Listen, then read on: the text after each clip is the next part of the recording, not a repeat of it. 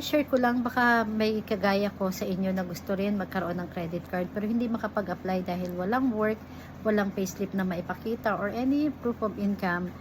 Guys, ngayon may solusyon na. May Atome na credit card na ino-offer ngayon na walang mga requirements na kailangan. Fill up lang kayo ng form.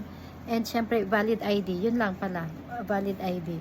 And guys, nag-apply ako nito online January 26 and ang na-approve kaagad sa akin yung virtual card, pero dalawa yung yung request ko, virtual tsaka physical card. So yung physical card nakuha ko kaninang umaga, Feb 1st. So January 26 tapos Feb 1st, ayan, dumating na yung pinaka-card ko. So pakita ko sa inyo yung clips kung saan ko nagamit at para may idea kayo. Yun lang.